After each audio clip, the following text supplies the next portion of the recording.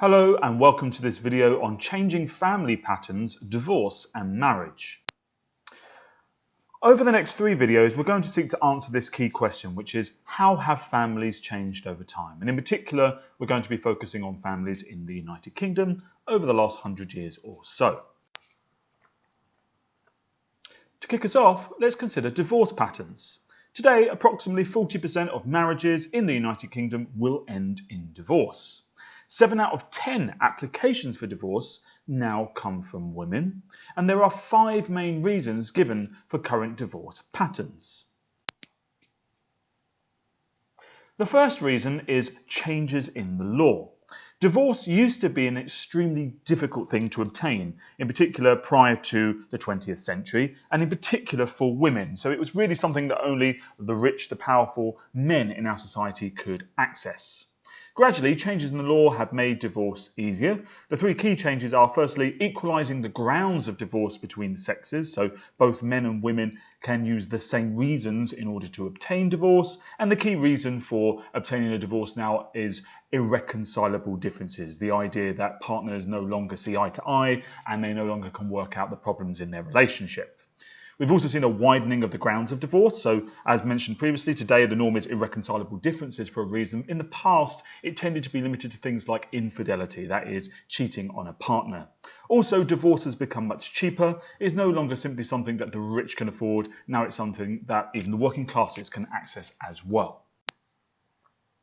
The second reason for the increase in divorce is the declining stigma attached to divorce and changing attitudes to divorce generally. So divorces have been stigmatized in the past. If one was divorced, often the rest of society, or in particular one's community, would look down upon you and see that as a negative thing. It was kind of a black mark against your name. Today, that's no longer really the case. The stigma has declined and divorce is now much more socially acceptable, almost seen as normal in many ways, shapes and forms. This was observed by Mitchell and Goody in their 1997 study.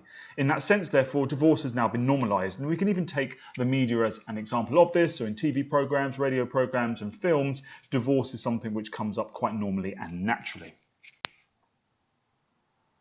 The third reason for the increase in divorce is secularization, and that means the decline of religious influence in society. Historically, the UK was a very religious society, in particular a very Christian society, although most members of our society would still identify as Christian in some form. It no longer holds the great influence that it once did. It has less impact on one's thinking, even if one does consider themselves to be Christian or to be religious. The traditional religion-inspired belief of opposition to divorce now carries less weight. We generally find that most religions are anti-divorce. They often have the opinion that once God has brought 2 people together, they are now one flesh and they cannot be divided. And so it's generally an anti-divorce kind of focus. And some religions will even fail to recognize individuals as practicing their faith if they have got divorced. Many churches, however, today now have softened their views on divorce and accept divorcees and allow people to remarry, for example. The third key reason for the increase in divorce is rising expectations of marriage. So functionalists such as Fletcher from 1966 argue that higher expectations are now placed on marriage. Perhaps in the past, prior to the idea that marriage was a product of love between 2 individuals, there used to be this understanding that marriage was really a contract. It was a way of 2 people coming together and, in particular men looking after women and women having children and carrying on the family name. Today, the primary reason why people get married is romantic love. It's the main reason for people to marry. The old reasons, as I said, tended to be things like, well, security, financial security, bringing people together, community stability, this sort of thing. And so therefore, if love dies within a relationship, so if a couple fall out, they no longer feel the same way towards each other, almost inevitably the marriage will die as well. So it will end up in divorce. Functionalists are still optimistic about marriage, however, because we do tend to find that many people who marry and do get divorced actually remarry, and the number of remarriages have increased in recent times. So that would seem to suggest that people still like the institution of marriage, it's just that they have higher expectations of it. The final reason for the increase in divorce is women's increased financial independence. And this has been an ongoing theme of this entire unit. So women are now more likely to be in paid work than they were in the past. We know that girls are now performing better in school in particular than boys. There are more arguments between spouses now that women are in paid work. So whereas in the past, because to an extent women or wives were reliant upon their husbands, and so that therefore gave husbands or men more power, and in particular decision-making power within families. Today, because women are earning, they will say, well, hold on a minute, I'm bringing some money to the table too. Surely I should have some input in decisions that are being made. And so this may lead to more arguments between married couples, because both partners are now in paid work and both want input in how, say, resources are handed out and money is spent. We're also finding that increasingly the pay gap between men and women, so we know that men still get paid more than women. It's a hangover from a more patriarchal, paternalistic time, but that pay gap is now narrowing, and so we're even starting to get to the point that in some sectors, women are performing or earning as much as men or even more than men, and this may be a continuing trend. We may even get to the point in the future where women out-earn men. We also know that single mums now no longer need to rely upon partners or husbands or men in general. They can rely upon the welfare state, either to supplement their income if they're working or to provide for them if for some reason they are not working. So because of women's increased financial independence, they don't need to rely upon men. And so if a relationship goes sour, rather than thinking, well, I'm just going to have to put up with it, instead they will seek a divorce and they will go solo. In terms of some alternative sociological explanations for the increase in divorce, we can begin with the feminist approaches. So Hochschild found that for many women, home compares unfavourably with work. So if women are stuck at home, bringing up children, doing the cooking, cleaning, looking after their husbands, they may feel that they're not being rewarded or they're being valued for that work. Whereas when they go into the world of work, where they're receiving at the very least pay, but possibly praise for their hard work, they feel more valued. And so they may prefer being in the world of work than they may be at home. Sigel Rushton found women undertaking a dual burden are more likely to get divorced. This is where women are both working, earning, and therefore looking after the children and the home at the same time. Where the roles are symmetrical, so that's husbands and wives sharing roles, we tend to find the same divorce rates as segregated roles. Cook and Gash found no evidence, however, of Sigel Rushton's findings. We need to take some of that with a pinch of salt. Bernard argued women are becoming more aware of patriarchal oppression and therefore more confident in rejecting it. And actually, in more recent times, although Bernard's work was in the 1970s, we are starting to find there is a greater awareness and discussion about feminism and feminist ideas and women's position within either the workplace or within the family. And so perhaps as these ideas are disseminated and spread, women feel more confident, more armed at fighting back against patriarchal oppression, in particular within relationships. Other explanations include the approaches of modernity and individualization. So here in particular, we've got the work of Beck and Giddens, who argue that in contemporary society, traditional norms have lost their influence. So in the past, in modern society, we had a very structured, organized society with very strict norms and values which were socialized into young people from a very young age. Today, however, lots of those norms and values have started to lose their influence. People are questioning things in ways perhaps they haven't before. And we've moved from modernity to post-modernity and from collectivization into individualization, focus upon the individual. Individuals are free to pursue their own self-interest. It's all about you and what you want to do, and you make your own decisions about your own life. Relationships have therefore become more fragile, and if people feel that relationship isn't giving them what they want, they will leave, and this will lead to higher divorce rates as a result. The high divorce rate therefore has normalised divorce, as previously stated, and modern, or indeed postmodern society encourages individualism. It encourages us to put ourselves first, and if things aren't working for us, we will make the necessary changes. So that might help to explain why we have seen such an increase in divorce. In terms of the meanings of this high divorce rate, well, different sociological perspectives see this in different ways. So starting with functionalists, they would argue that the high divorce rate is undesirable. It's a negative thing. However, high divorce rate does not prove that marriage as a social institution is under threat. It just shows that people have high expectations of it. They want either a really good marriage or they don't want marriage at all. But they probably do want to get married. And we do find that the high number of remarriages do tend to suggest a commitment to the ideal of marriage, even if marriages aren't lasting as long as they should. And for functionalists, because it's about ensuring that society sticks together, is bound together by shared norms and values, and works in an optimal fashion, they would argue that divorce, which is inherently a form of conflict, is a negative thing. So if we can avoid it, ideal. However, if it is going to happen, at least we can point to remarriage rates and say, well, those are high, people must still like marriage. Feminists would come at this from a different angle. They would argue that the high divorce rate is actually desirable. They would say it's representative of women's liberation, that women are breaking free from the oppression of the patriarchal nuclear family, whereas in the past women were essentially socialized and told, well, your role is going to be to get married and have children and be a homemaker. Today, women are rejecting that role. Some may decide to still take it on and then later reject it. Some may decide to take it on and have it for the rest of their lives. But because we now live in a kind of more postmodern society, at least it means women are empowered to make their own decisions. And because many women are now deciding not to get married at all, or engaged, or even to engage in heterosexual relationships, that would be a sign for many feminists that actually women are becoming liberated. For neoliberals and the New Right, which is, let's remember, a conservative political movement founded in the 1970s and 80s, they would argue very similar to functionalists that the high rate of divorce is undesirable. They would say it undermines the traditional nuclear family, which they think is very important. They believe it is the most stable form of family setup. They believe it creates an underclass. This is a sort of thin strata underneath the working class of individuals who don't work. These individuals are welfare dependent, primarily female lone parents, and for the neoliberal New Right, they see this as a very negative thing. It's very damaging to society, in particular because it leaves young boys without a male role model. It's often dad who's not there.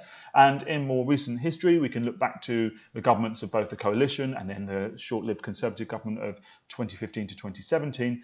This links to how David Cameron introduced tax reductions for couples who are married. So if you are married at this point in time in the UK, you get a small tax break, and that's meant to incentivize you to get together, get married, and stay together.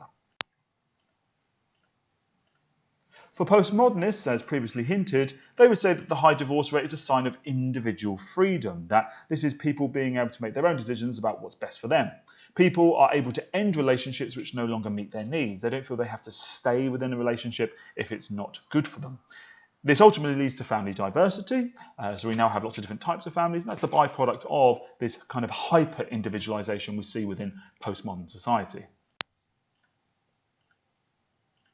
We also have the personal life perspective that we need to consider, which takes a kind of more halfway house approach known as the it depends approach. Because divorce can cause financial difficulties and issues of contact between parents and children, and that would be a negative thing. So that would mean that divorce is undesirable, but it has become normalised and families have begun to adapt. And that's why we have so great a level now of family diversity, lots of different types of family. And that adaptation, which is now creating new family types which are useful and good for people, would be seen as a positive thing. So the personal life perspective is taking a halfway house approach.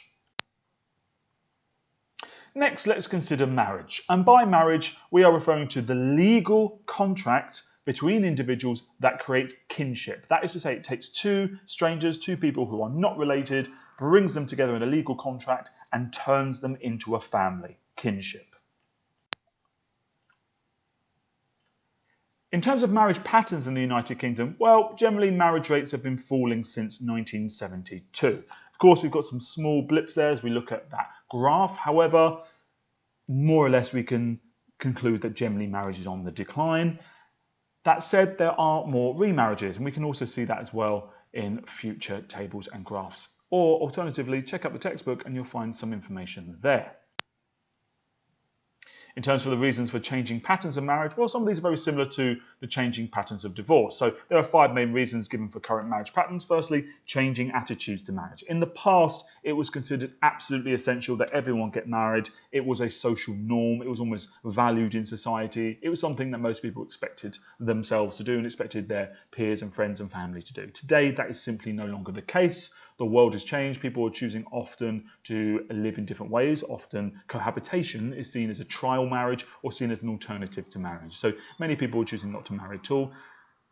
Next, secularization. We need to consider the fact that we've become less religious as a society. Most religions promote the ideal of marriage and see it as an ideal thing. Many would say that it is a desirable thing according to a holy book or text, or a god or goddess may have decreed that it is a necessary thing for a human being to do. Today, however, as we have become less religious in the UK, these arguments have less weight and have less influence and impact on people's decisions around marriage. Next, declining stigma attached to alternatives to marriage. As previously mentioned, in the past, cohabitation, so a couple living together without being married, was seen as a very negative thing. It was described as living in sin, which concerns the Christian notion of doing things which God dislikes, which ultimately you will be punished for.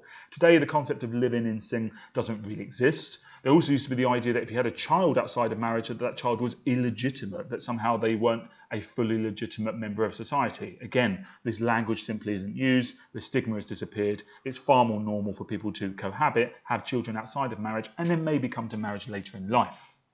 Next, changes in the position of women, this ongoing theme. Today, because women no longer feel that their key role is to get married, have kids and be a homemaker, and therefore they would in many ways kind of rush to achieve that earlier on in life, because that would provide them the stability, financially speaking, that they needed, but also emotionally speaking as well. Today, because women want to get educated, have a job, have a career, they put off marriage, and many obviously therefore decide not to get married at all, and that's going to change the patterns we see of marriage in the UK.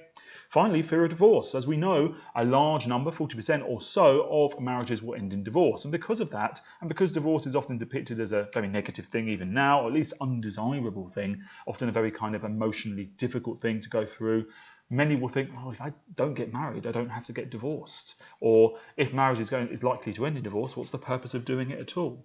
Also, divorce can be expensive even now, even though it's cheaper than it was in the past. So in order to avoid all of that, many people are deciding simply not to get married. We've mentioned several times now this idea of remarriage, and this is the idea that we have two individuals who have got married, who have then divorced, and then one or either of those individuals decide to get married to a new person, or alternatively to the old person as well. That is possible, and that would be included on the same statistics.